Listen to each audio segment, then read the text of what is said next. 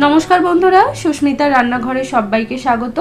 आज के तुम्हादेर साथे पाबदा माछेर एकटा दुर्दान्त रेसिपि शेयर करब। गरम भातेर साथे पाबदा माछेर एई प्रिपारेशनटा खेते किन्तु दारुण लागे और एई रान्नाटा किन्तु खूबई सहज, खूब कम समये कम उपकरण दिए किन्तु पाबदा माछेर एई दुर्दान्त प्रिपारेशनटा तैरी करते पारबे और जेटा गरम भातेर साथे खेते सत्यि असाधारण लागे। और कथा ना बाड़िये आजके देखे नेब झटपट पाबदा माछेर एई रेसिपिटा। तो सबार प्रथमे आमी एखाने निये नियेछि 4टे पाबदा माछ। माछगुलो किन्तु खूब बेशी बड़ो नेই, मीडियम साइजेर आछे और गोटा गोटाई रेखेछि। एबार सबार प्रथमे पाबदा माछेर मध्ये आमी दिये दिচ্ছি 1 চামচ मतो लवण, 1 চামচ दिये दिलाम हलुद गुঁড়ো। एबार दिये दिচ্ছি 1 চামচ मतो সরষের তেল। पाबदा माछ भाजार समय किन्तु माछगुलो खूबই फाटे, एरकम भावे সরষের तेल माखिয়ে निले माछगुलो किन्तु आर फाटবে না। तो भालो करे माछेर गाয়ে নুন हलुद एबं সরষের তেলগুলো ভালো করে মাখিয়ে নেব। মাখিয়ে নেওয়ার পর 10 মিনিটের জন্য মাছটাকে এইভাবেই রেখে দেব। ততক্ষণে আমরা একটা মশলা তৈরি করে নেব। এখানে নিয়ে নিলাম একটা মিক্সার গ্রাইন্ডার।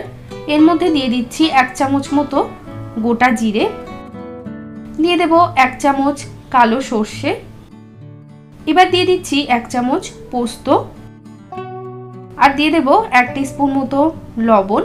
एबार এই শুকনো উপকরণগুলোকে মিক্সিতে খুব ভালো করে ঘুরিয়ে নেব।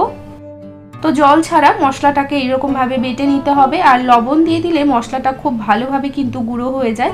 তো তোমরা অবশ্যই জল ছাড়া এরকম ভাবে বেটে দেখবে, মশলা একদম মিহি বাটা হয়ে যাবে। এবার এর মধ্যে আমি দিয়ে দিচ্ছি খানিকটা জল, তার সাথে দিয়ে দেব 4-5টা মতো কাঁচা লঙ্কা, ঝালটা তোমরা তোমাদের স্বাদ মতো ব্যবহার করবে। এবার মিক্সিতে আবার খুব ভালো করে মশলাটাকে বেটে নেব। তো দেখো এখানে আমি মশলাটাকে ভালোভাবে বেটে নিলাম। এবার আমরা চলে যাব রান্নাতে। একটা ফ্রাই প্যান নিয়ে নিয়েছি, রান্নাটা আমি এই ফ্রাই প্যানের মধ্যেই করব। তো সবার প্রথমে ফ্রাই প্যানে দিয়ে দিলাম খানিকটা সরষের তেল। এবার আমি মাছগুলো একটা একটা করে দিয়ে দেব।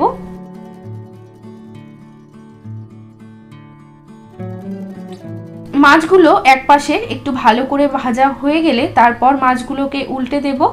মোটামুটি দুপাশেই আমাদের 2 থেকে 3 মিনিট সময় নিয়ে মাছগুলোকে ভেজে নিতে হবে। মাছগুলো কিন্তু খুব বেশি কড়া করে ভাজবো না। তো এখানে দেখো পাবদা মাছগুলো কিন্তু ভাজা হয়ে গেছে। এর থেকে বেশি কড়া করে মাছগুলো কিন্তু আর ভাজার প্রয়োজন নেই। এবার আমি এই মাছগুলোকে তুলে নিচ্ছি। বাকি রান্নাটা আমি এই সরষের তেলের মধ্যেই করব। এর মধ্যে আমি দিয়ে দিচ্ছি সামান্য একটু কালো জিরে ফোড়ন, এবার দিয়ে দিচ্ছি 2টো চেরা কাঁচা লঙ্কা। এবার এর মধ্যে আমি দিয়ে দেব টমেটো বাটা। আমি একটা বেশ বড় সাইজের টমেটো মিক্সিতে খুব ভালো করে বেটে নিয়েছি একদম মিহি করে। টমেটো বাটাটা দিয়ে তেলের মধ্যে বেশ কিছুক্ষণ সময় নিয়ে ভেজে নিতে হবে। টমেটোটা খুব ভালো করে ভাজা হয়ে গেছে, মোটামুটি 4-5 মিনিট সময় নিয়ে টমেটোটাকে ভেজে নিয়েছি। এবার এর মধ্যে আমি দিয়ে দিচ্ছি স্বাদ মতো লবণ, দিয়ে দিচ্ছি 1 চামচ মতো হলুদ গুঁড়ো, 1 চামচ দিয়ে দিলাম কাশ্মীরি লঙ্কার গুঁড়ো। মশলাটাকে দেওয়ার পরে খুব ভালো করে টমেটোর সাথে মিশিয়ে নিচ্ছি। তো মোটামুটি 4-5 মিনিট সময় নিয়ে মশলাটাকে আমি ভেজে নিয়েছি। এখন দেখো মশলার থেকে কিন্তু তেলটা ছাড়তে শুরু করে দিয়েছে আর মশলাটাও কিন্তু বেশ ড্রাই হয়ে এসছে। এবার এর মধ্যে আমি দিয়ে দিচ্ছি যে সর্ষে জিরে পোস্তর পেস্টটা তৈরি করে নিয়েছিলাম, সেই পেস্টটা খুব ভালো করে সমস্ত কিছুর সাথে মিশিয়ে নেব। নিয়ে গ্যাসের ফ্লেমটা লোতে রেখে মোটামুটি 3-4 মিনিট মতো এইভাবেই নাড়াচাড়া করে নেব। 3-4 মিনিট পর দেখো মশলাটার থেকে আবারও তেলটা কিন্তু ছাড়তে শুরু করেছে। তেলটা এরকম অবস্থায় যখন ছাড়তে শুরু করবে তখন আমাদের দিয়ে দিতে হবে পরিমাণ মতো জল। তো এখানে আমি দিয়ে দিলাম 1 বাটি পরিমাণ জল। এই রান্নাটা খুব বেশি পাতলা ঝোল হবে না, একটু মাখো মাখো হবে, সেই অনুযায়ী জল দিতে হবে। এবার আমি ভেজে রাখা পাবদা মাছগুলো দিয়ে দেব।